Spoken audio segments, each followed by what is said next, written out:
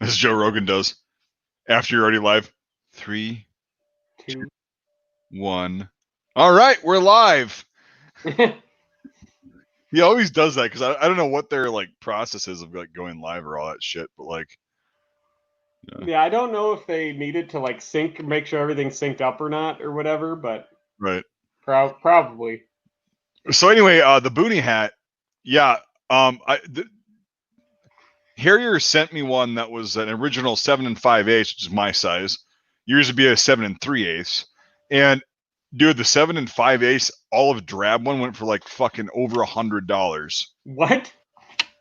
He sent me a green dominant ERDL one in 7 5/8, right?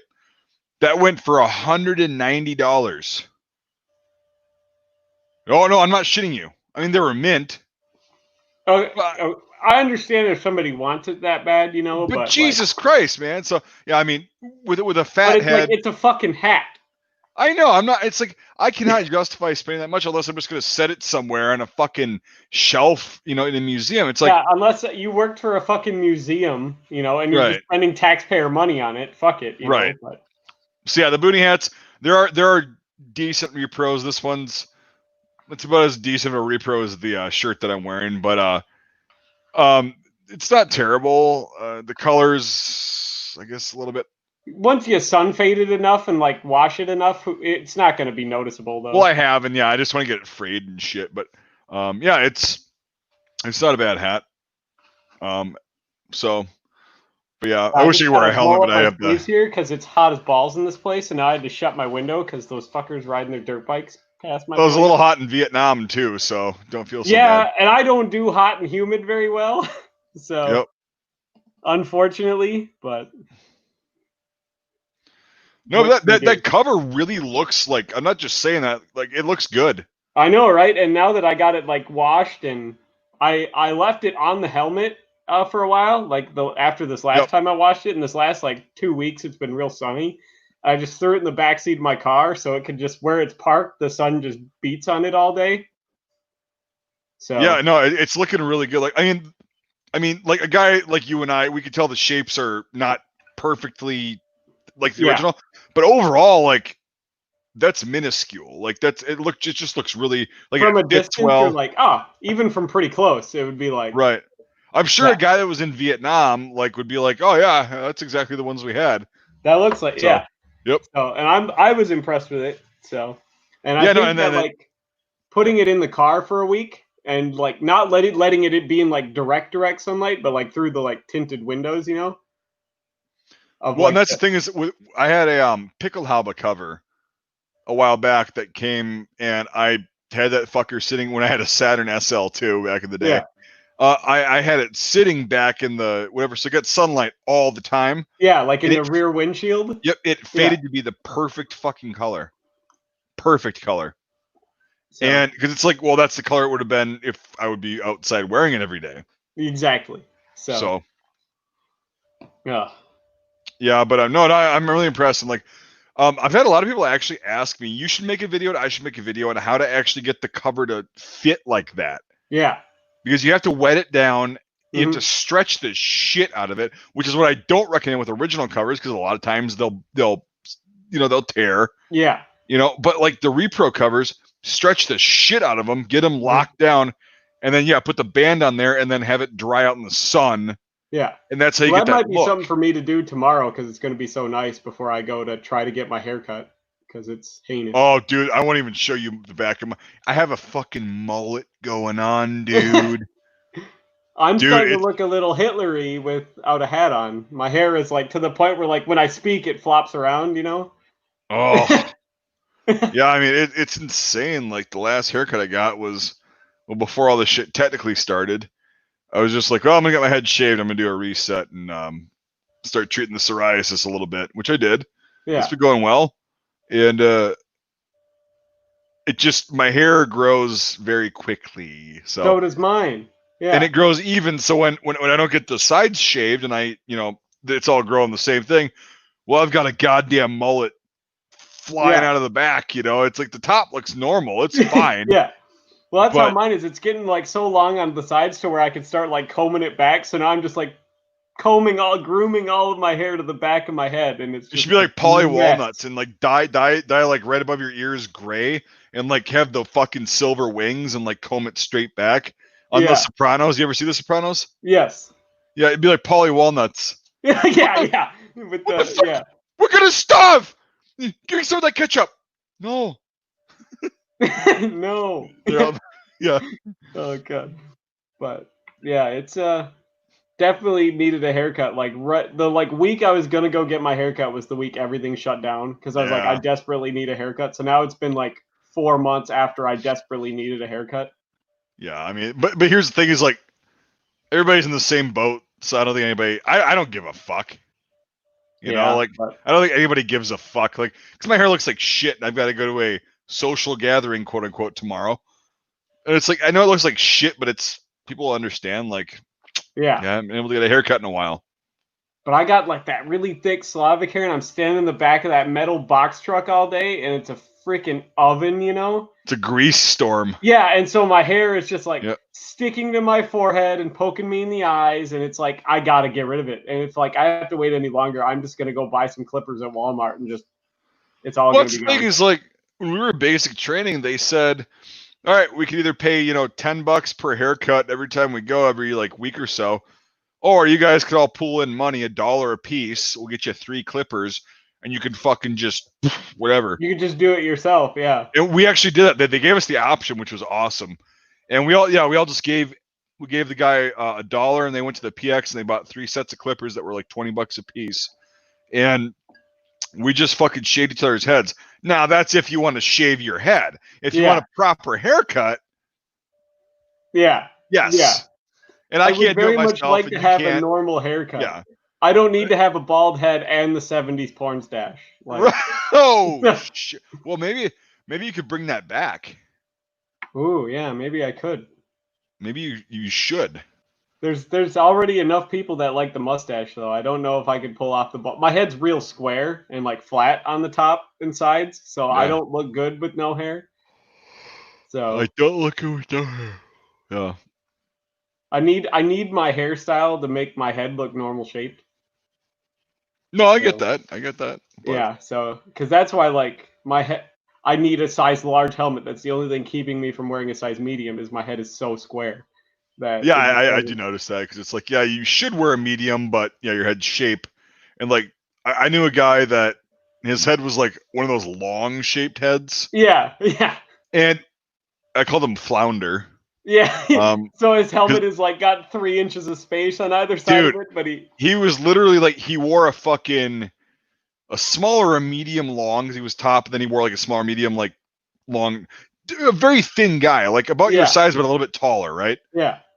And his head was like not huge, but it was just shaped so fucking weird. He wore an extra large ACH. Yeah, so he literally has like but his head was like long and thin, so it looked like it came out to here on him. He looked like a mushroom. Oh my god, it came out to here, but he's like, this only fucking size that'll fit. He had to arrange his pads in a certain way, and it was just like, oh my god. Yeah. I've definitely seen some weird stuff. Oh yeah, like same here. It's like I've seen guys that are on the edge of not having a fucking ACH size to fit their fucking head. Yeah, exactly. Yeah. So I've also seen those guys like where, their heads are so wide and they smash it into a helmet and it's like they're wearing like a body condom almost. Yeah. Like their ears are like pushed in by the sides of the helmet. It's like, Jesus. Yeah, and that's the thing is like back in the day when my head was a little bit more skinny, a large fit me. I should have been wearing an XL, but I was like right on the fence, Yeah. So it's like I don't blame them for giving me a large. But like, yeah, some of these guys, because they joined when they were 18, 19, and they were in for almost 20 years, and they got a little bit bigger, like bulkier and fatter because they got older. Yeah. And their heads got. There was one guy, he was one of our squad leaders, and an XL on him looked like a medium would on me. Just like skin tight. Oh my god. It was like almost not fucking cutting it. And I'm like, well, what the fuck are they gonna do for this guy? Like what happened? Do they have like a double XL size? I don't think so. I've never heard of one or seen one. Maybe they could special order it, but like you have to create them into like an extra large Pasgat, which is a little bit bigger. oh yeah, that wouldn't have fucking done anything. But yeah, it's. Oh god. I mean, his nickname was Meat because he had a meat head. Meat. Oh. Yep. Surprised it wasn't like Shrek or something. No, it was Meat because he's fucking. He's a big dude. Like he was not fat, but he was like fucking. Just big. Yeah. I know people like that are they're just huge. Yeah. Yeah. So. Yeah, but that was the only one that I've seen that's ever like. But here's the thing: is I don't know. Do they make 2Xs? I'm not. I know that there was like for Pasgats they had something bigger than XL, but there wasn't very many. Yeah. Yeah, I never said because here's the thing: is you'd have to spend what is it like at least $100,000 on the tooling. Yeah. Just to have the molds to make that size. Yeah, but once you do like a run of them, they're so rare you never have to make them again. You know.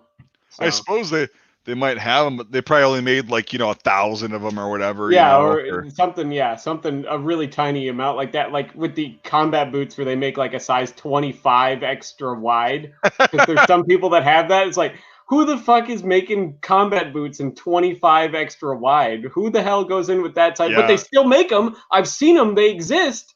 Like And yeah, I've literally seen a 25 extra wide for sale on combat boots. And it's like, who the heck has a foot like that? It's like I hope you go into the Arctic and then they're just like, oh, you don't need snowshoes. You can just walk normal. Yeah. Yep. So, but it's like, what do they make your boots out of? Tires? Like, I don't know. It's, it's, because I wear a 14 wide. Yeah, and that's pushing it, like for sizes but that's the biggest size they make casually, and I'm like, well, I know guys who have been and are in the military who have 15s and 16s. Exactly, yeah. And you get bigger. It's like there are some big people. Well, actually, they're not like big, but they have huge feet. Yeah. Or they have an exceptionally big chest and a small waist. It's just people are people, and and so you see all these different things. It's like, but who manufactures the uniforms? Do they make it specifically because they have to have different machinery for certain things? Exactly. Like a mold for the boots, that's $100,000 just to get that 25. Yeah, a 25 extra wide. It's like the two guys in the fucking military that have that. It's $100,000. So. But like I've never seen any in like the new ones, like the tan ones. This is like back in the like Woodland days when they were black. Yeah, the speed lace. Yeah, my favorite like black leather combat boots. Yeah, boots and 25. Those are my favorite fucking boots. Those are amazing. Yeah, the like all leather black ones with the speed laces. Yeah, with the sole that's you can't tell whether you're coming or going. It's amazing. Yeah. Yep. So and that's the only thing I've seen in that size, but it's like, so they obviously made them at some point, but I'm guessing they made them once and then never touched them again. Really, probably made 1,000 of them. We're like, yep, all right, let's get back to like that. The 10 regulars. The whole generation of troops. Yep. So. Yep. 9 through 11. Let's crank those out and then. Mm-hmm. Yep. So it was weird. Is like when I went through basic. Well, it's funny because when I went through basic, I wore like a 13 or 13 and a half, right? Yeah. And so they gave me a 12 and a half in Rockies. Which they're size larger, right? Right. And so I wore those through basic and I was so stupid. I should have not traded them in, but I wanted to get a new, newer looking pair of boots. And I got like the fucking Welco or whatever the fuck, just the standard ones. Like Rockies were made better. They had leather reinforcement instead of nylon. It was just, whatever. What the hell was I going with this? Where the hell? I just totally lost the fuck I was talking about. I know one guy who I went to basic with who he wore a size 17 extra wide and they didn't have those in stock for him. So like the first 3 weeks of training, he was just in trainers, like tennis shoes. Oh, yep, I remember. And that sucks. Yeah, so I got sized to that. And then what was weird is when we got back from our deployment, I moved up to a size 14.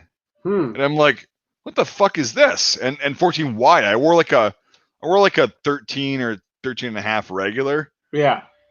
and then it's 14 wide, and I'm like, I went on this like, you know, where you step on the thing and like it shows your foot pattern. Yeah, the Brannick And I remember device they made us do that in reception in basic.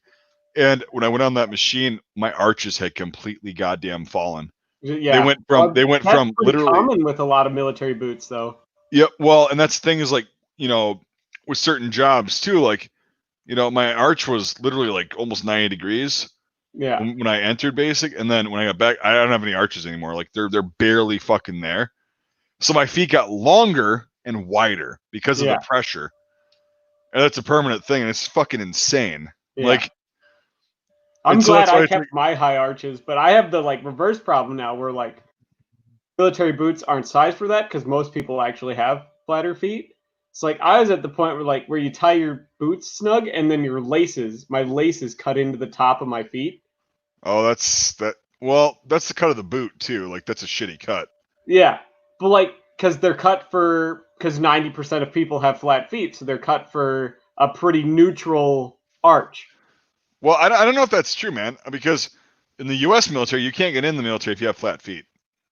Well, no, they're you know what I mean. They're flatter than what I have. The soles are for sure. No, they're the arch support put in them is a neutral arch across all military boots. That's what they put in them is a neutral. Oh well, arch. in the U.S., no, there's no arch support. Yeah. So it's so they have a neutral whatever. It's just supposed to work for everyone, and for me it works fine. But like the top of the boots put so much pressure on my feet that the laces cut into the top of my feet after a while. That's a shitty cut. Yeah. Honest to God, that's the way the boot's designed. But it's been like every single pair of combat boots I've worn that doesn't have a really padded tongue. They cut into the top of my feet. Maybe you just have a weird fucking I don't know what it's called on top. But I've got that fat shit too. I can't wear Swiss KS90 boots because they're cut like you just said. Yeah, because they dig in. Yeah. Right.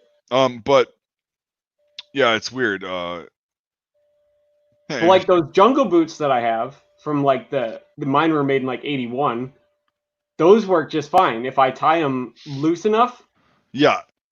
They work just fine, but like if I definitely tied them to like how I would tie my other boots or like my shoes, they would cut in. Because there's no padding on there. So like they would just push down on that thin layer of canvas, yeah. Apparently you have little ballerina feet, so I do. So 10 wide.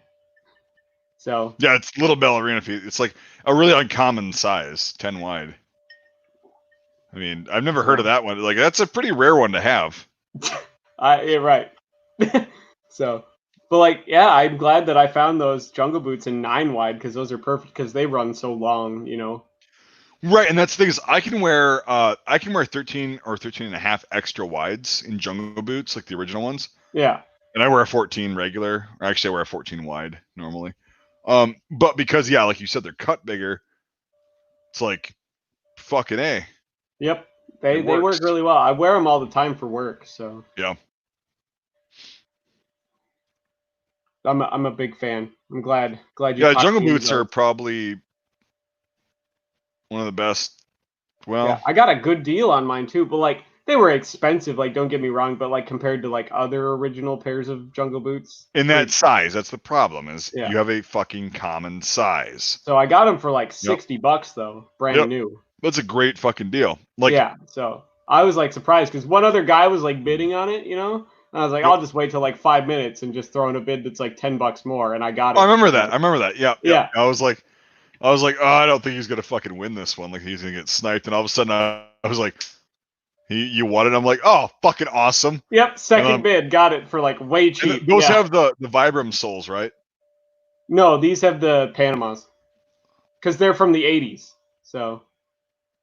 But didn't you actually get a pair of Vibram soles? I had a pair that I bought that was in 10 wide, but they were too big to wear.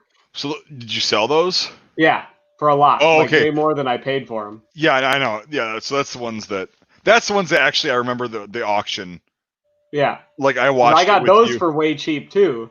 Yeah, exactly. But they were too big, and then you but they were like brand new. Yeah, they were wore them bred, for and like, so that's why I got those yep, for like $80. Yeah, yep, and then I sold them for like 250. So yeah, because they're, I mean, it's a common size and they were yeah, like brand new. So yeah, that was insane. Like, do you remember when I told you that this guy had those boots like for $50 a fucking pair yeah, and shipped? yeah, I was like for reals, but like you have like huge monster feet, so it's like Right, but it's like that's the biggest size they made. You'd think they would, but I think they were just trying to get rid of them. But yeah, and then the one I showed you, like it fell apart. The sole did. yeah, And I had the steel shank, which I should yeah, the actually, stitching came apart on the inside. Yeah, I should actually probably make a video on that because not a lot of people want to tear apart an original set of jungle yeah. So now boots. you can show them what it actually looks like. And the shank is even like it's got cracks Yeah, in it and shit.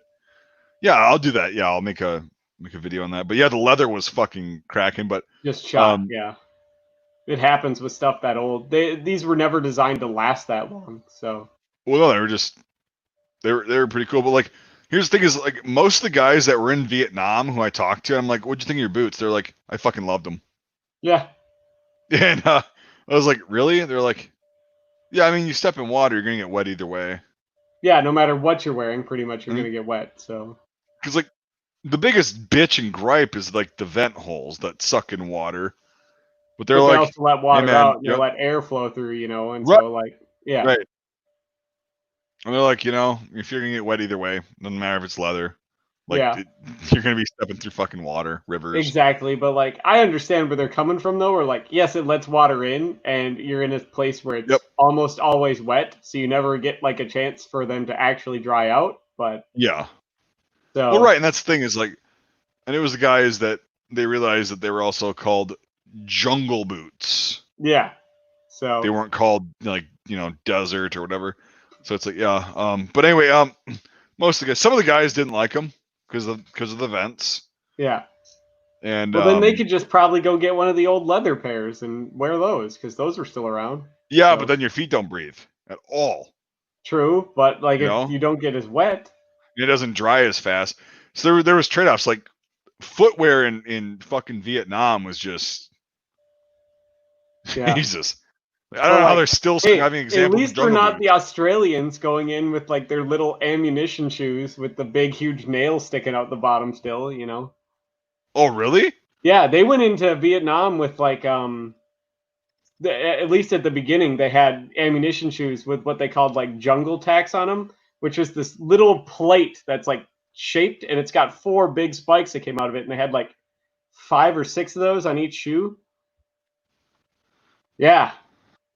So The fuck? yeah, and little ankle boots and gaiters is what they went in with. So Woof. yeah, and I was like, well, that would suck because ammunition shoes, suck to begin with, and then you have to wear those in the jungle. Did you see what the U.S. went into like Vietnam, like as advisors? The Okinawa boots. You ever seen Yeah, those? yeah, Yeah. So it's like the Australians went in there with their version of Okinawa boots. They were a lot shorter, yeah. but just as shitty. Well, these are just full leather, and they had like the steel rivets at Yeah, the yeah, yeah, yeah, yeah. reinforcement points and But with stuff still. gators though. So that's what I'm saying. Yeah, It's like so you've got the canvas gators. they had like the pattern 37 style gaiters Yep. that would just let anything in, and they slide up your legs and. They're just pointless. Yeah. Yeah, pretty much, Peace of yeah, mind. and Yeah. so especially, like, someone like me who's got skinny little ankles, like, my calves are muscly, but, like, I have tiny little ankles, so I wear a size 1 in those little canvas gaiters. You know how hard it is to find a size 1? The smallest size they made in those little gaiters? Damn near impossible, Probably yeah, not that so, like, hard. I wear a size 2 and they slide up my legs all the time, it's like, God, what a fucking weak little piece of shit. I know, right? I wear a size 4. If I'm lucky, that'll fit. Really? Oh, I have cankles. Even though my ankles are like weak little whatever. You've seen the ham hocks I've got, like the Yeah. fucking unnecessarily large. So you wear a size 4, that's, like, the largest size they made in those little gaiters. Right. I wear a size 4, and those are still snug. Yeah, So it's jeez. like, what the fuck? That's discrimination. I should be offended. Yeah. But then again, you got to think of most British people and like Commonwealth people are very malnourished and they're not as big as you. Well, right, and that's the thing is, So, yeah. yeah. Well, it's actually most of the people that it seems like from Europe, their militaries. Yeah. Most of the people are from like initially they're from all over. When they get into a war, they just pull from the cities, and it's like, well, That's the where all the cities, population centers are. Yeah, so you're not as well nourished, it seems, back in the day.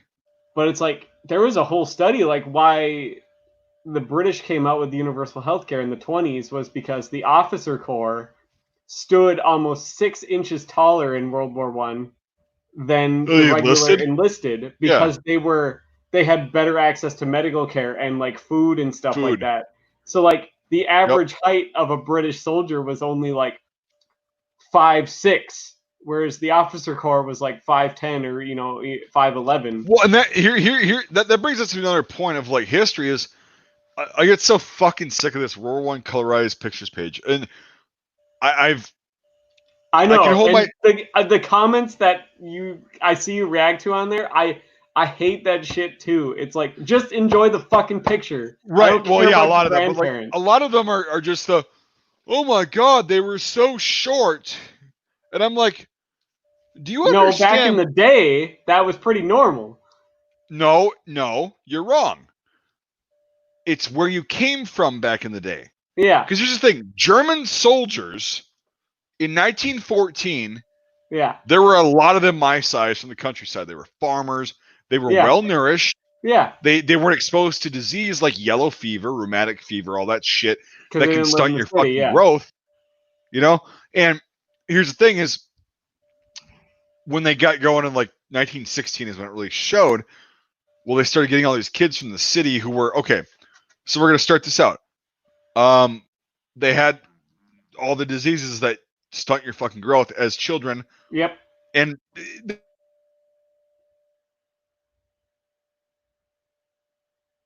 really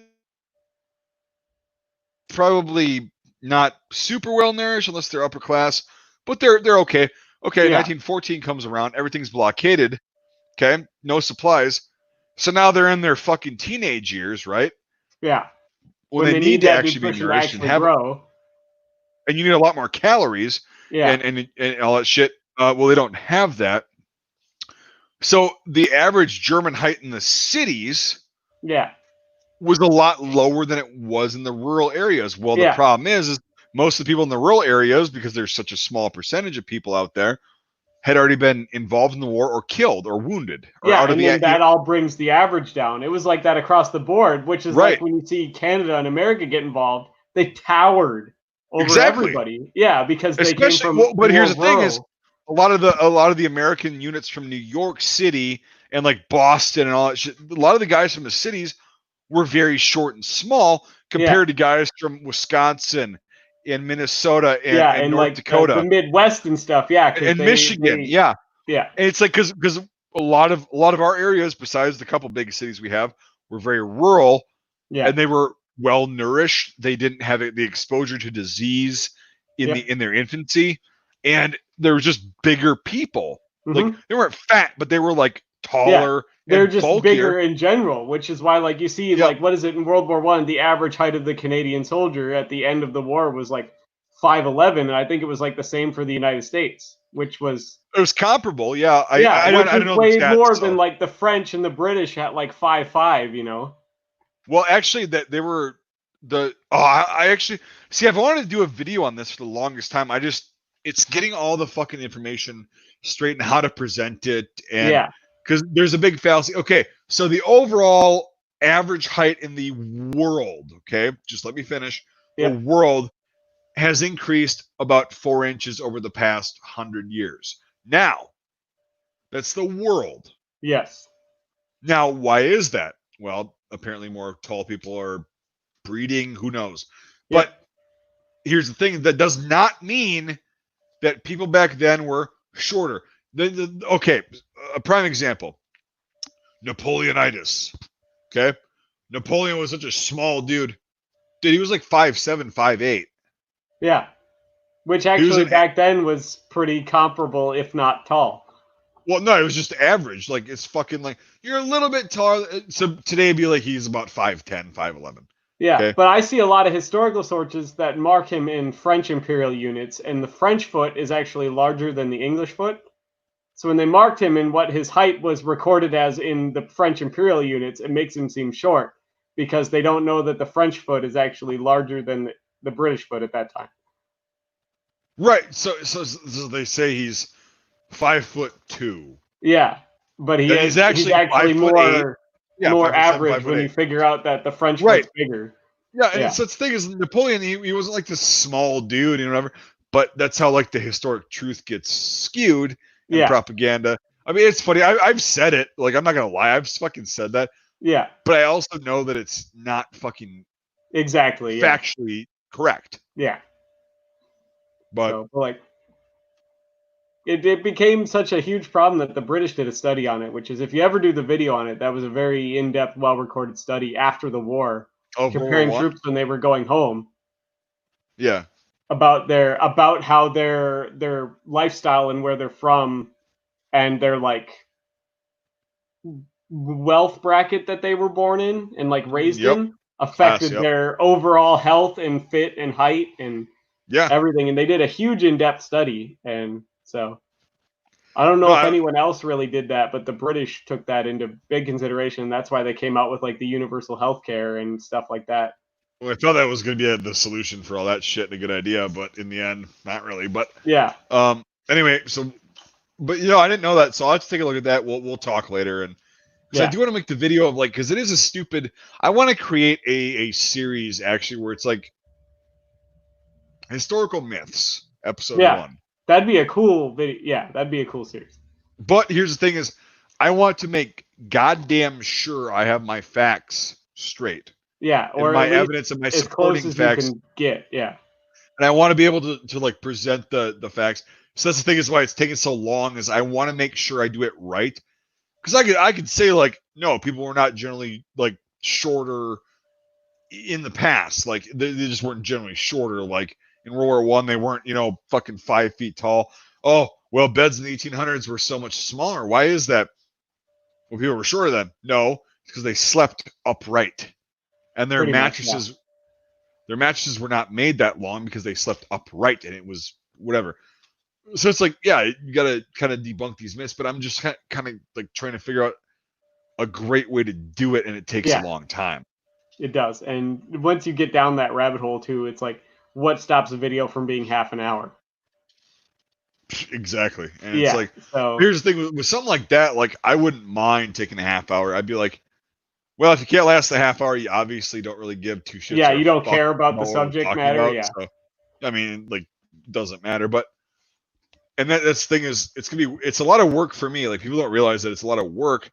I'm not trying to like get sympathy, but it's just like people don't realize how much research goes into like one that's of the these thing videos. Is I want to get it as close to correct as possible. And sometimes I fuck up, and then guess what? Oh yeah, I've been there. People let me know. I create more work for myself by going, oh fuck, I jumped the gun, so now I have to go spend another 10 hours, 12 hours on this fucking subject because I fucked up on the last one. And it's like, but it's cool because besides the blatant fucking trolls that are just here for they're advertising their SoundCloud. Goddamn, shut up. But but no, it's like a lot of people, like when they challenge me, and I get pissed off at first because I know they're right, and I'm like, fuck, I got that wrong. I got that really wrong. That was shitty. I feel bad. Okay, well, how do I correct this? And then it's like, well, it's like 40 hours worth of research and time. When do I have time for that? Because I have this other. You have tons of other stuff you're already working on and doing. Yeah. Right, and that's the thing is like it's interesting because like I got in way over my fucking head, and you did too. Yep. By starting a YouTube channel, because it's like, well, you could just sit there and go, "This is this rifle. This is I'm gonna go out and shoot it," and have the camera pointed at your face, like people we know of the guy. I don't care. But anyway, you sit there and have your little video, or you could be like, yes, this is the actual history of this firearm. Yeah. And blah, blah. I mean, you could regurgitate, whatever you think all the time, or you could read Wikipedia like a lot of people just do, but like there's a billion of those. Yeah. So. Well, I like Wikipedia as a starting point. I like you going, can build a lot off of that information. Well, and I'm glad God, why the fuck am I so burpy tonight? What's cool about Wikipedia nowadays versus like, say 10 years ago. Yeah. Is a lot of times you're required to cite a source, or it's encouraged to cite a source. And so even when I was in college, like they were like, don't use Wikipedia as a source. And I'm like, hey, agreed. But I would go to Wikipedia and then I'd go, okay, that line looks okay. Go down to the source that it came from. Bam, click on that, go there, and you go down the rabbit hole. Yeah. And you're like, oh, so this is a source, this is a .org or a .edu source. Doesn't mean it's totally fucking valid. No. But it's like, there's definitely some stuff that's like really messed up. Yeah. Right. But you know you're getting in the right direction when you look at something like this. That well maybe or like this. Wikipedia, I use it for like stuff like that too, because like if you have something that's really complicated, you know, like let's say a firearm, there's oftentimes a lot of different conglomerations of patents and parts and stuff that all go into one thing that becomes this firearm, and they often list all of that in a Wikipedia page, so you have a nice jumping point to figure out why all of these patents are the way they are, and why all this technology became from who and what, you know. Yeah. And that's what's really cool is like, if you don't want to or you can't use the quote unquote source from the Wikipedia page, you can go and find actual sources. And I did that a lot. One thing we were doing, I'll just say this really quick, is when I was doing college, I was in for criminal justice, and we were looking at mass shooters, or mass shooters. Actually, it was a specific type of crime, and so I was trying to figure out what weapons were used in these mass shootings. Okay, well, you don't always get that from the main Wikipedia article about these mass shootings. It just says like, used whatever. Right, and so I would dig into these fucking sources. I actually found every single fucking weapon that was used by these people, and it was corroborated because all these sources were different, but they added up, and they were like, some of them were the official report. And I'm like, huh, I really pity the fucking people that think that just looking at the Wikipedia page you can figure out everything and you know everything. No. There's the Wikipedia page is like usually the tip of the iceberg. And it's a good summarization of what everything is. But and it's like, but again, that's what we were saying is, once you jump down that rabbit hole with these sources, guess what? That's at least 40 fucking hours. Yeah, minimum. Just one thing. I can't tell you how long I've been on one Wikipedia page going from piece to piece to piece to piece to find out how it all came together to be this thing. You know? Exactly. And it takes one article, if you just do it, at the basic level, takes like probably 20 hours. Exactly. Yeah. God, it's awful. Just to figure it out. So it's like, that's why these videos, like, I try to be as accurate as I can, even though I'm not a lot of times. But then even you have to go down and like summarize it to make it a watchable video, and like, at what point is so that's why it's like, I'm trying to make my content better, which means I release less of it. I know, right? I'll admit that. Like, a lot of my content was me just trying to pump shit out that was like basic knowledge that I actually knew was a fact. It was easy from the years I've spent researching it. But it's like, now I want to get into the deeper shit, and I want to learn, but I also want to learn how to convey these fucking things, these ideas. Oh, yeah. There's a huge, like, I'm sure people have noticed who've been following my channel from the beginning. I've even had to like teach myself how to speak better on camera. Well, you didn't see about, over 100 fucking videos I deleted about 5 years ago off of my early YouTube because I just... Yeah, I was horseshit at the beginning. Dude, I'm okay at public speaking. Like, I don't mind getting up in front of a crowd. But I was like, dude, I was just like saying every other fucking word. Me too, all the time, because you're trying to like compress your thoughts and how to say it correctly, and it just comes up. I get it. And I still do it, and that's why like I catch myself in videos now. It's like, holy fuck, how many times can we say like, wouldn't a silence be better than an But some people will be like, oh my god, you paused too much. So it'd be the same thing as bitching about saying so nobody's happy, like, no matter what. Right. That's the biggest thing on fucking YouTube. Nobody's ever fucking happy. You can do everything possible, and everything somebody's can gonna be perfect, bitch. and it's still shit. somebody's gonna bitch, and it's like, well, you could focus on the shitty shit that I do, and I get that, but there's some shit that I don't care to correct, or I have the capacity to. Like me and you, I'm sure like one of the comments that makes you just as upset as me is all the comments that say don't swear. Well, yeah. Because like me and you just swear all the time in our normal conversation, and we have a right to do that. Well, I would say, because most of these people that are bitching about swearing, okay, swear, are generally speaking, yes, I am going to generalize, and I could be totally wrong, but I'm actually not. A lot of those people are these fucking old, trad cons who get online and they call people snowflakes and libtards and all this other vitriolistic bullshit, and they just troll and snowflakes and all that stuff. Yep. And it's like, well, you're being an asshole. Yeah. I don't give a shit about your opinion. You think you're a Christian and you can't say bad words, but you're calling people names that you know is going to make them feel bad and get a negative reaction from them. So fuck you. Yeah. That's pretty much my same thing to it. It's like, go somewhere else then if you don't want to fucking and the other side of that is, if you are on the internet and you can't handle swears, get the fuck off the internet. Yeah. Like, I make it very apparent that, I'm sure you have it marked too, that your channel is not for children. But I get comments all the time of people that are like, "Oh, I let my kids watch you, but you swore." It's like, well, why are you fucking letting your kids watch me then? God damn it, kids should be watching my fucking videos. Yeah.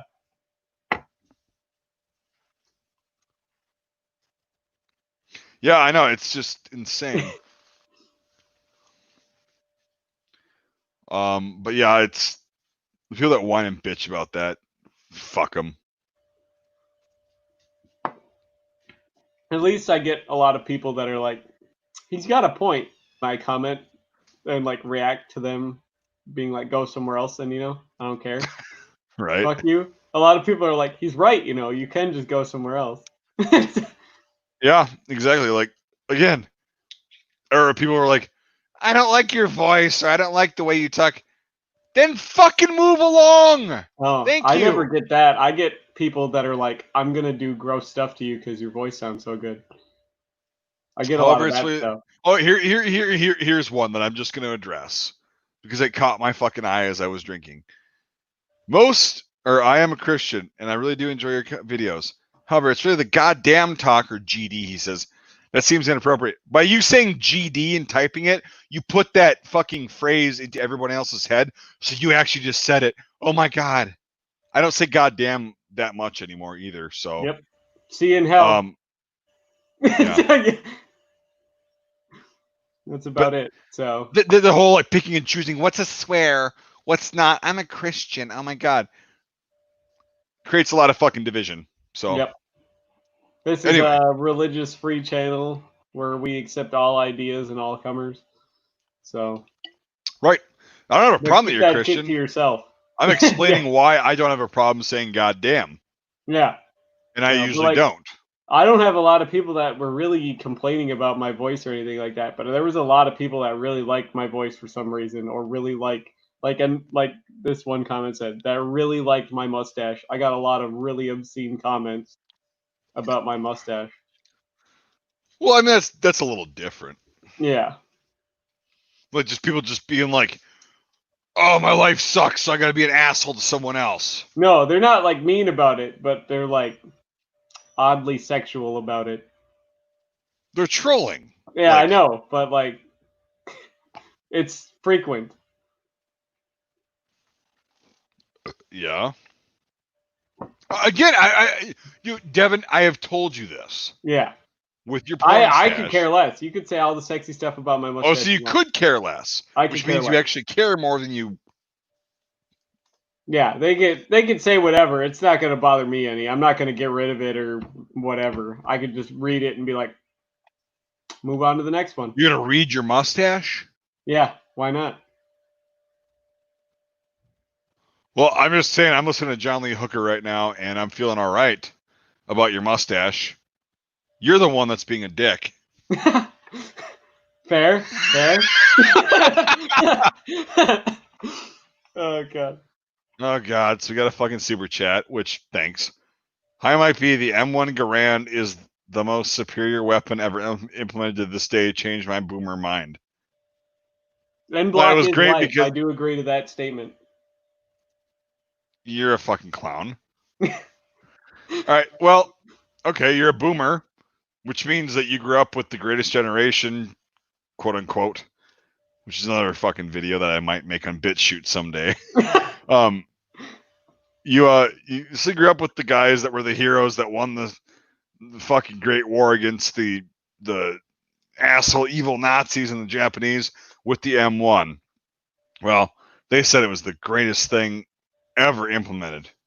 Yeah, until like the Gewehr 43 and the SVT 40 and. Well, I mean, those were okay too, but they're all semi-automatic. Detachable magazine. The most superior weapon ever implemented to this day. I disagree with you. I'd say I disagree very highly with you there on that statement. Yeah. Well, I'd say first, if we're going back before the M1 was implemented, the Browning Model 1921 M2 50 caliber machine gun, and I would say that the FAL was actually a more superior battle rifle. The FAL or G3 platform. Let's be honest. I'd say the M14 is better than the M1 Garand because detachable box magazine. But it's still the same platform. But yeah, but it's literally 20-shot detachable box magazine.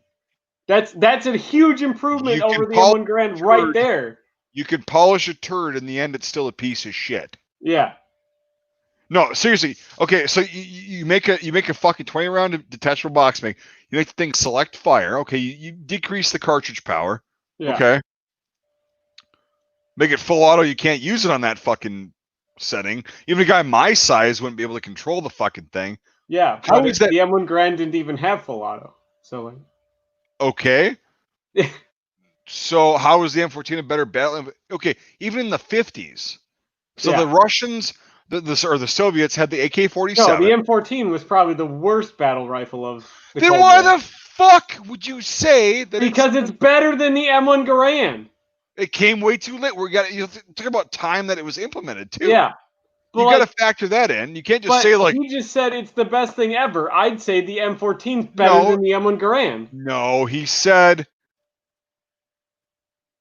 the M1 Garand's the best rifle ever, and Black Life. I'd say the M14, which is basically an M1 Garand, is better than the M1 Garand, just because of a few tiny changes. I reread the original statement.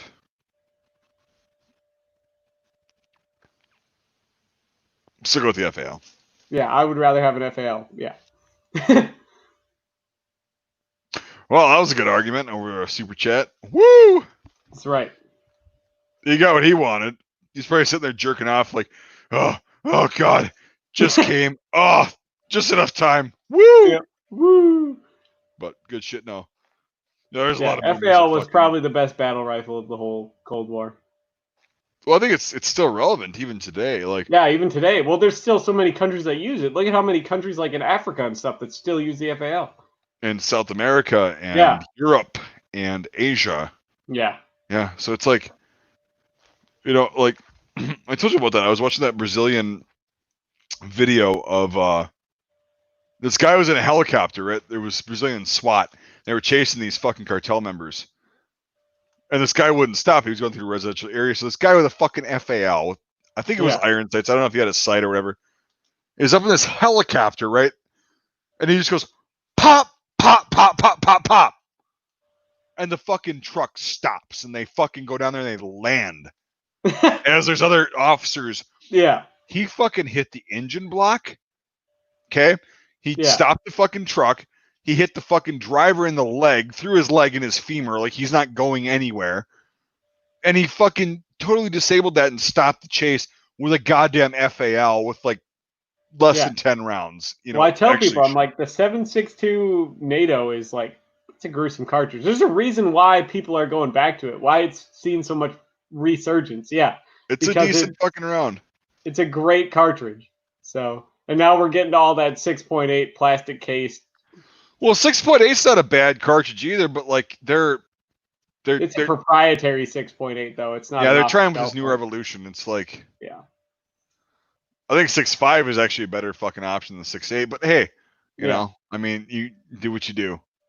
True. They obviously decided somebody paid millions of dollars to get this thing up. This round made, so they might as well have it. Well, hopefully it works. Yeah, we don't need another. We don't need another UCP, except this time with guns. So, but yeah, I'm still definitely a fucking huge fan of the 7.62 NATO. Yeah, the M80 ball is like probably one of the best rounds out there. It works in every fucking possible capacity that you need. Yeah, I mean, I probably wouldn't want it for like right point blank, but it works. It gets it done. That's what your pistol for. Fair. Not everyone gets one of those, Mike. This isn't America. I know. Well, fuck. Yeah, I didn't get one either unless I was a machine gunner. But like, no, I mean, it works in a bolt action rifle. It works in semi-automatic. It works in a machine gun. Yeah. It's pretty fucking. That's what they were trying to do with the 5.56. I just think it's a. Yeah, you can even like now with modern technology. Like, have you seen some of those like new made like cut down valves that they're making that only have like little 12-inch barrels and stuff? And why the fuck would you? Because they can put compensators on them, and the thing is like basically a submachine gun, but it's in like full on 7.62 NATO. Jesus. Yeah, and it's like, so their technology has come so far to like, why don't we just use 7.62 NATO again? There's so much of it sitting around. I mean, if you can make a FAL with a 12-inch barrel that can still reach out and touch somebody because the round's so powerful and barrel technology has come so far, I mean... Well, the compensator doesn't make it fucking reach out farther. No, but it brings the recoil down if you want to shoot somebody at 10 feet away with it. Yeah, but 12 inches, like... Man, with that big of a cartridge, you're looking at maybe 500 yards. Yeah, but like that's still pretty much M16. Fair point. Yeah. So I mean, but yeah, fair point. Yeah. So like, yeah, it's the M16 max range is like what? A maximum effective range is like what? 500 yards, something like that. 400 yards. Maximum effective range? No, like what's considered. There's like at one point it has a huge drop off, and I forget if it's 400 or 500 yards. See, I don't know about the M16, but I remember the M4, which is what I had, because it does matter because the barrel length. Yeah, the barrel length because you get inches. Different velocities out of it. Yeah. Yep. So. The M4, actually I don't remember that. I know the maximum range is 3,600 meters. Yeah. But the maximum effective at a fucking point target. Well, you got me. I gotta I gotta go look that up. Yeah, I think it's like I could have swore it was like the 5.56. Well, no, the point target was 300. It was like 400 or 500 yards. It's 300 meters or yards at a point target because that's what we qualified at, right? Yeah. An area target, I think, was 500. Yeah. See, that sounds about right. I thought it was like 500 yards, but then you look at 7.62 NATO, and it was 700 yards. That's 200 extra yards. But out of a 12-inch barrel, like you said, it's probably only 500 yards. So what if we bump it up to like a 16? Yeah, but here's the thing: is like when I was a 240 Bravo gunner, like that was 7.62 NATO, and we zeroed at 500 yards. Yeah. And I just moved the sights up to 800 when we went out to, because our range is to qualify. Only went out to 800 yards. So this is like for a standard rifle. Like most FALs, their standard engagement, like maximum engagement range was like 700 yards or 700. I think it's probably farther than that. So, but like, well, obviously the round can go further than that, but like that was I think considered the effective range, like 700 yards. We'll have to look at. Okay, so the effective range is rated at 500 for an M4. Yeah, it's only been fucking 12 years since I actually learned that shit. But don't take anything I said about the M4 seriously. Like it's approximate. It's not. Because I know for like the FAL and the M14, it was like 700 or 750 was like the. Yeah. Sure, but like, yeah, okay, that makes sense. Like, that's also a liability thing for the military. Like, the max or the effective range at a point target is this. Yeah. An area target is, and I'm sure the area, because I was shooting 240, you're measuring an area target. Yeah. So it was probably farther, but I mean, like the FAL, it's got relatively the same length. 240 is probably about an maybe an inch longer, maybe. Yeah, because what is it? Most FALs had what, an 18-inch barrel? Yeah, 18 and a half. Or So, yeah, something like no, that. this fucking thing. Yeah, it's. I mean, if you take the compensator off of them, the like however long the compensator was. No, I The think it's a actual fucking barrel 20-incher, dude. Yeah, I was gonna say, I think it's like you see some 18s, but 20s. Because I'm looking at mine right now that I can't show on camera, obviously, Yeah. but like, I think it's a 20. Yeah, on that. You get a fucker. real efficient burn out of a 20, and that can really reach out and touch somebody. Yeah, it's the G3 is 20, and the M16, the original one's a 20. Yeah. What's the So, yeah, M14? Is that a 20 or is that longer than 20? I think I think that's it's longer 20. than 20. I think it's 20. They're not that big. Everybody thinks they're like these huge fucking guns. They're not. No, but I think they're maybe like 22. Google it. I can Google it. Can do that. We can get to the bottom of this. We have Google.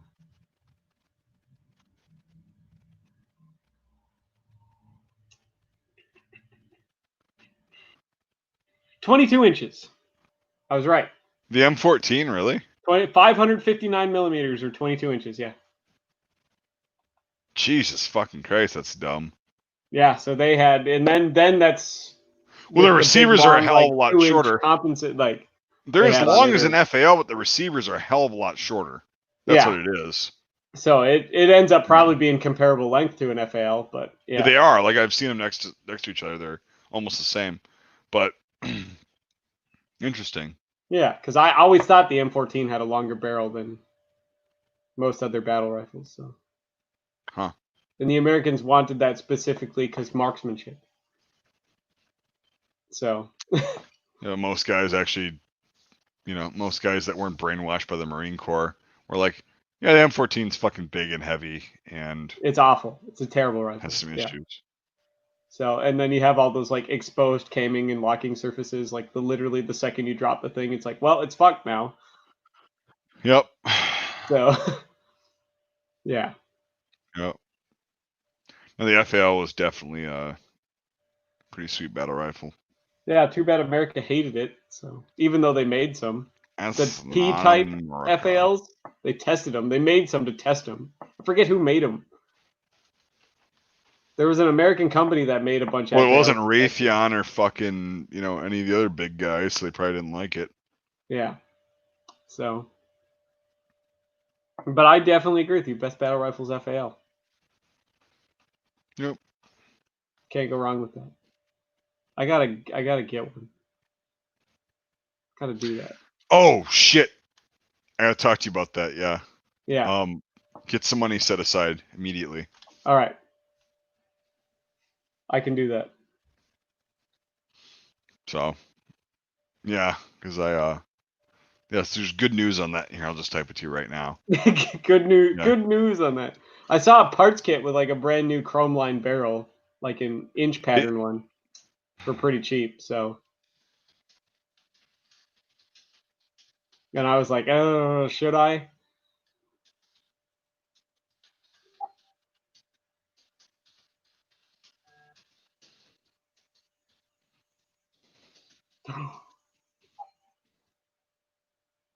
Yeah, I agree. Definitely, that's a good deal. I'm gonna have to definitely set aside some money for that. Yep. So let me know when you want to do that. And then Are those metric or inch pattern?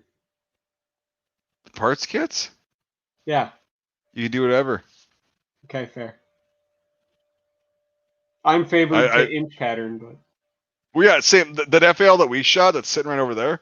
Yeah. That's a metric kit. It's an inbuilt. It's a Brazilian kit that I put on a an inch receiver. Yeah, works just fine. Here's the thing: is with an L1A1 kit, you have a few more parts that you have to assemble, but you can put that on a metric fucking receiver. Pretty much, yeah. Fair, so no, it's fair. Yeah, I'd advise save as much money as you can and grab like one or two of them. Fair, yeah. I think in like 20 years, I think those FAL kits, that are built on those parts kits, are going to be like worth a shit. They're going to be worth a bunch of money, and I'd like to have one just to like shoot. Yeah. So, because I mean, you obviously shot that one, and well, I saw one the other day that had a had a new American-made barrel for it, a chrome-lined American-made barrel, but it was an entire C1A1 parts kit with like the wood furniture and everything, which is like the one I wanted to build, but it was like $700. What do they want for it? $700. Bullshit. There's something wrong with it. There's something wrong, dude. Yeah, that's too good to be true. A C1A1 kit. They probably just called it that because they yeah. Yeah, I don't know if it's fully like. See, it probably is a mix match of parts, but like it's an. Well, no, that doesn't matter. But like, as long as it works, but there's still probably something wrong with it if they're selling the kit. A C1A1 kit with the receiver and the new barrel. No, it doesn't have the receiver. It's everything but the receiver. I thought you said it. Did I mishear you? What the fuck? Okay. So a C1A1 parts kit, but is the barrel affixed to the receiver? Or I'm sorry, the upper, like all the shit? Or is it No, it's just a barrel. Yeah, that's going to be a bitch. Yeah. But it's an American-made barrel, chrome-lined barrel, brand new made barrel. But I'd have to get a receiver and then get somebody to put the barrel in probably. Exactly, yep. But like for that price though, to get a brand new chrome-lined barrel and a C1A1 parts kit with the wood. How about this? How about you should start with an imbel first? I should, yeah, definitely. You know, a little bit cheaper than that. And I agree. But like that's the like if I had to have one, I'd want like an L1A1 or like a C1A1 with the wood. Right. I mean that's eventually probably shit. Yeah, for sure. But yeah, I think your entry level one, because we're gonna build it together. You're gonna buy the receiver. It's gonna be a video and it's gonna be sweet. Yep, you're gonna buy your receiver, and then we'll come down here and we'll, because I have all the tools and shit you need to build. Can I CNR that receiver? The receiver, no. No, okay, so I got to put that in then. What do you mean? The permit to purchase. I'm still waiting for that to come through. Yeah, I mean, but you get the kit and you get the fucking permit to purchase anytime. That's fair, yeah. So I could get the kit and then the receivers, whatever. Okay, so right, yeah. I mean, they still make the receivers. They don't make the fucking kits. That's what I'm trying to say. Yeah. I get what you're saying. Yeah. So, but yeah, once that comes through, because Kunan in Blaine makes the fucking receivers. I'm very familiar with Kunan. Yep, and so you can get them. I know a place where you can get the metric ones, but you have to. We'll both have to order from them because I want another inch receiver. I don't like metric. You know, and then with inch, once you get in there, I'll gift you one of those L4A1 Bren mags to join the club. All right. So you got a 30-round fucking FAL mag that's not modified and it works great. So that's awesome. I'm definitely game. Yep. And but anyway, yeah, we'll make a video on that, like building both of our basically L1A1s, but they're on a metric kit. But so the thing is, I love the imbel kits. They're fucking amazing. Like, yeah, you obviously felt how smooth. Yeah, that was really nice. Having shot an actual C1A1, yeah, they're pretty hard to. The FAL's a fantastic rifle. I love it. Well, and like you're an average sized dude, and people are like, "Oh, they kick so much." It's like, no, well, those things they're a dream because their recoil is so linear and their stock it's not like a G3. Yep. Their stock is so wide. Yep. That it disperses the recoil really good. Yeah. And the recoil system works a little bit differently. Yeah, it's like, I mean, G3s, they're cool, but they've got a snap to them. Yeah. But yeah, the FAL, it's like anybody can fucking shoot that. True. So. True. Yeah, the G3 has particularly harsh recoil, and it doesn't help that the stock is so narrow. Dude, I threw that scope back on there. I think I told you that. Yeah, you showed me it, and it looks cool as all get out. Yeah. Dude, and I couldn't believe that thing. I put it on there after over a year of not having it on there, and it was still fucking zeroed. Held zero perfect. Well, I mean, the Germans do not make garbage.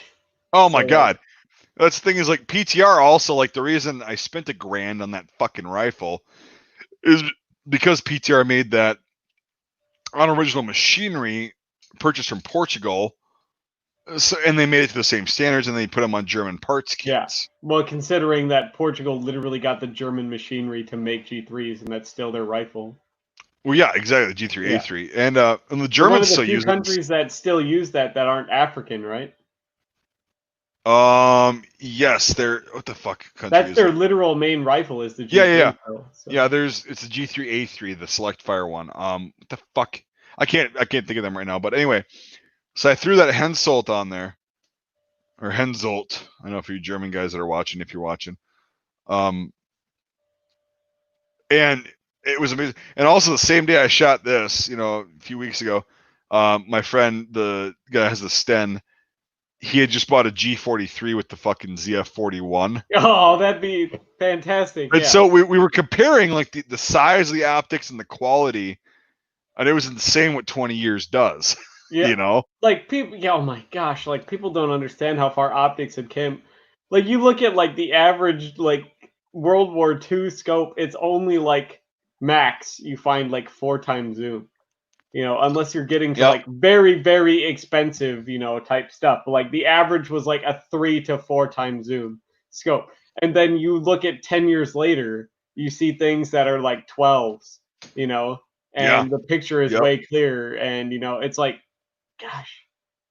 And there's a reason why Germany has such a well-renowned thing for optics, even since like World War One. They've been they're well known for Zeiss, that. right? So yeah, and like Schmidt Zeiss. and Bender and like all this other good, well-known companies. So, dude, Zeiss is arguably one of the best glass makers in the world. Yeah. Okay. Hensoldt was a subsidiary of them for a while. Yeah. And no, this is fucking water. Why does everybody think I'm drinking? Like, you think I could drink fucking liquor that fast? No, it's just water. I refill this. Yeah, I'm this drinking bottle. liquor here, so I'm the only one. Yeah. But no, so that scope was made by Hensoldt, but it was under the Under Zeiss, yeah. Zeiss, yeah. And Zeiss, what was funny is the Warner Swayze Pattern 13 musket sight, like the World War I U.S. optic for the Army, actually had Zeiss glass in it. Yeah, but like there were things during World War One where the Germans couldn't get rubber because of the embargo, and the British could not get glass and stuff for optics and binoculars, and they would trade actually during World War One through South American countries. Yeah, through South American countries. We paid Mexico the amount plus a fee. Yeah, to import the Zeiss glass to make the fucking scopes in the U.S. out of. Yep. So it's like, a lot of people don't know that. Yeah. Fucking insane. Yeah. And it's like, God even though they were at war with each other, they still traded. Yep. So. Yeah, it's knucking futs. So, but yeah, I definitely got to do that. And I've just been progressively in the mail getting those smelly parts to build that. Yep. But you should start right now, like I was telling you last year, but now I'm more serious than ever. Yeah. Save the fuck up. Let's get you an FAL parts kit. This only took me $200 to get every smelly part I needed.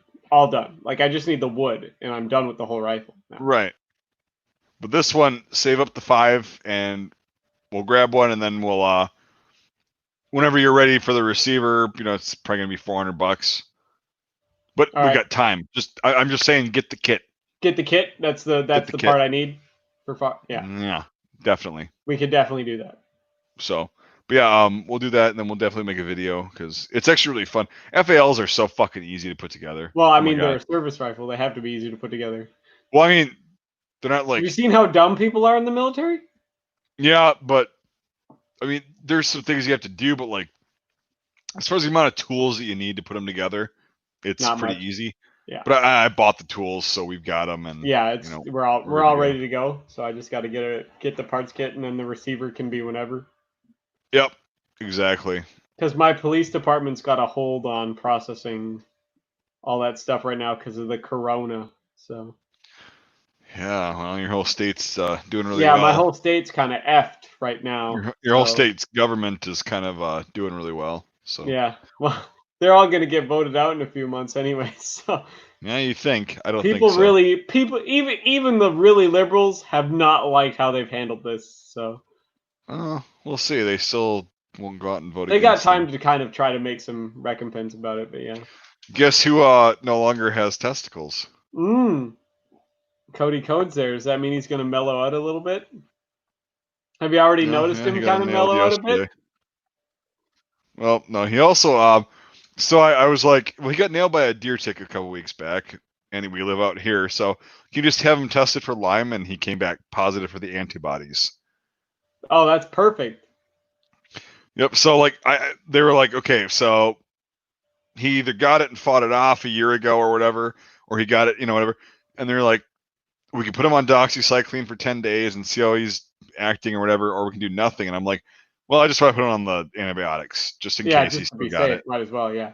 And he just got his nuts chopped off because of a wound on his sack. So antibiotics can hurt because it'll kill anything else too. Yeah. So yeah, we'll see. But has he mellowed out a little bit? Have you seen him? Well, he was mellowing out before that, but like, I just don't want him because there's a lot of dogs around here. I don't want him like going and knocking some random dog up and like. Yeah, fair. Running the puppies off get one fucking day. thrown in a fucking sack in the river. Yep. Or abandoned like he was. Like, they found him as a stray. Like, what the fuck? That's how a lot of dogs are just picked up. They're just around. But like, it was him, and there was a bunch of, or they found his sister too. That was like the same breed and all that shit. So somebody dumped him somewhere, and they just managed to break out. How the fuck do you dump a dog like this? Because you don't want to pay for pet food. It's expensive. God damn. Dude, there's bad people out there. You know how it is. You know the world's full of bad people. Unfortunately, the bad people make this planet go round. It's not the good people that make this planet go round. It's the bad people that make this planet go round. Cody agrees with you. So, the bad people that get shit done, not the good people. So I know your little other ears. I don't know. The only fact I need to know about Joe Biden is that he's got hairy legs. That's about it. And the, Corn Pop, he was a bad dude. Corn Pop, yeah. Do you remember I told you about that? You were like, no fucking way. And then there's no goddamn way. But Joe Biden is a senile old man. I could totally Corn Pop. Yeah, Corn Pop. And he couldn't even come up with a real name. Like, Jesus Christ. God, some people's children, I tell you, they're gonna be president someday.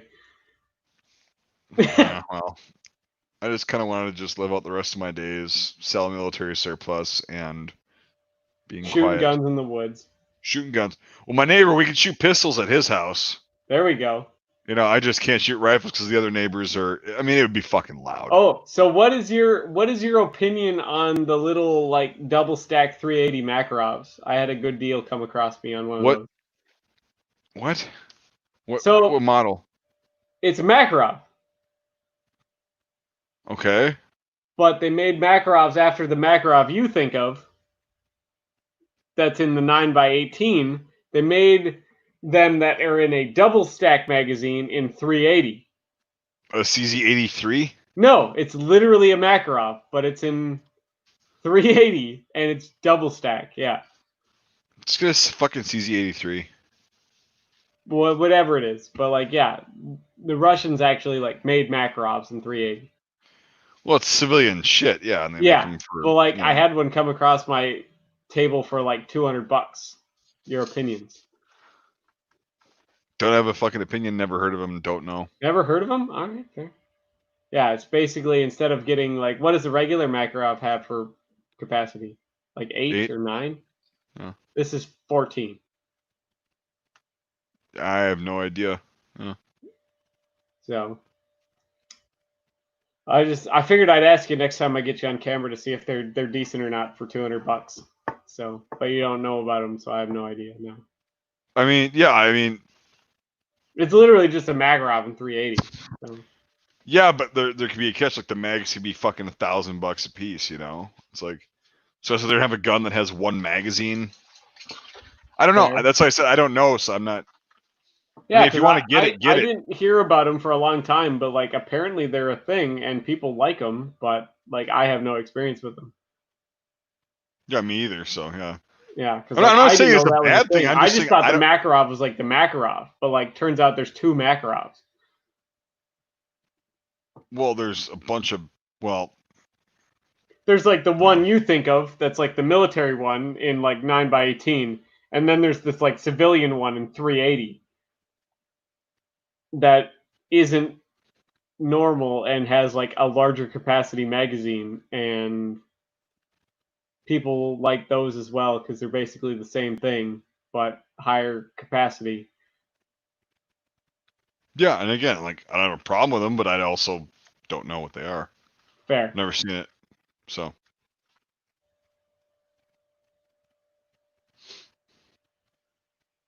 But yeah, and then you got to send me a link to get a Tokarev because I could get one with CNR now. Okay. Yeah, I'm told me I should do that. I should get a Tokarev. Every place is fucking sold out except for one. It's a Yugo M57, which is my favorite. You'll like it too. Fair. So, but the mags are a little bit harder to find. So we'll if talk I about could that get later. like one or two, that'd be fun. I don't really need more than like two. Yeah. Yeah, the M57 is the Yugo one that's got one more round in the mag. It's a 9-round instead of an 8-round mag. And that's the one with the longer grip, right? Yeah, the one that you held over here. Where it's like, yeah, it's a longer grip, and they're pretty fucking cool. Yeah, so I'll send you a link for that. True. Because I'm expecting to get like I told you a lot of birthday money here, considering my birthday's on Wednesday. So, well, before we close this out, I have a pleasant surprise for you, probably. Oh, you do? Maybe, perhaps. I'm just gotta wait for it to get here, or wait for them to get here. I may be willing to work with you on something that you've been wanting for a long time. Okay. That sounds super sexual. That's. It could be. It could be. Let's not rule anything out here. Definitely a phallic symbol. So. Okay, fair. But yeah, I'll tell you off the air, because I'm actually gonna make some videos like about that and shit. Fair. Yeah, so I think we're about fucking good to go on the stream. How about you? What do you think? Yeah, I think we're pretty set. We could take it over to Discord. Definitely. Because I gotta take this off. I'm getting real hot in this long sleeve shirt. Exactly. What?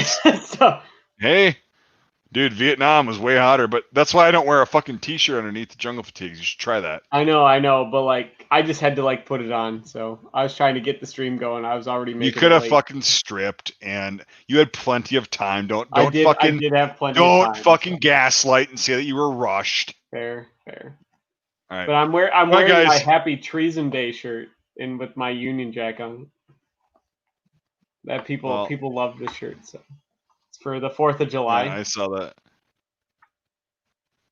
All right. All right, guys. Thanks for watching. Appreciate it. We'll see you probably next week. Sorry about last week. I was literally I was mowing lawn all day for the first time in a while because I got my lawnmower back from the repair shop, and it was fucking hotter than 2 rats fucking in a wool sock outside.